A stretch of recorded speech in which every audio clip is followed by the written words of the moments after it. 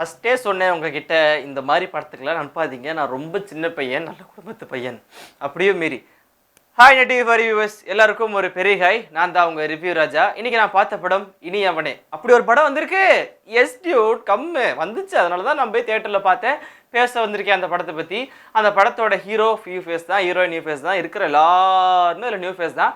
அந்த படத்தோட கதை என்னன்னு கேட்டிங்கன்னா, பெரிய வரலாறு மிஞ்ச கதைலாம் இல்லை. ஆனால் இதில் உள்ள ஒரு பெரிய ட்விஸ்ட் என்னன்னா, எனக்கு காஷ்மீரா படம் கூட புரிஞ்சிருச்சு. பட் இந்த படம் புரியறதுக்கு கிட்டத்தட்ட ஒரு 2 மணி நேரம் ஆச்சு. அப்படி குழம்பி படம் பார்த்தேன்.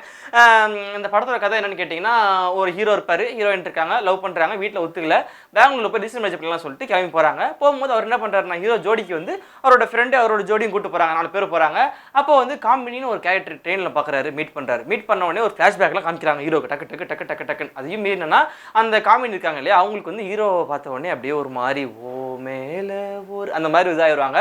ஸோ கடைசியில் ஹீரோயின் கல்யாணம் பண்ணாங்களா, இல்லை அந்த காமெடின்ற மேடம் சொன்னேன் அவங்களும் ஹீரோவும் கல்யாணம் பண்ணாங்களா அப்படின்றது தான் இந்த படத்தோட கதை. இது நல்லா கொஞ்சம் அவங்க பிரச்சனைலாம் வரும், அதெல்லாம் மீறி போயிடுவாங்க. அதுதான் அது வந்து போயிட்டு இருந்துச்சு.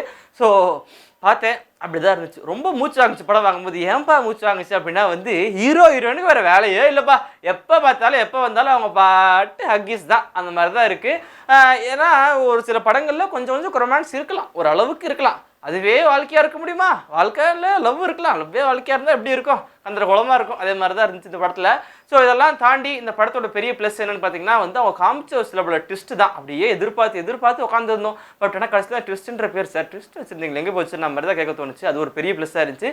அடுத்த ஒரு பெரிய ப்ளஸ்னால் வந்து சீரியஸாக சொல்லணும்னா, திருநங்கைகளுக்கு வந்து ஒரு சில டாக்ஸ்லாம் கொடுத்துருப்பாங்க, அவங்க பேசியிருப்பாங்க ரொம்ப போல்டாக, அதெல்லாம் ரொம்ப பிடிச்சிருந்துச்சு. ஸோ அவங்களுக்குலாம் வந்து ஒரு நல்ல ஒரு விஷயமா இருந்துச்சு அது. அடுத்ததாக சினிமாட்டோகிராஃபி பார்த்தீங்கன்னா எப்படி சொல்லுவேன், ஓகே அந்த மாதிரி தான் இருந்துச்சு.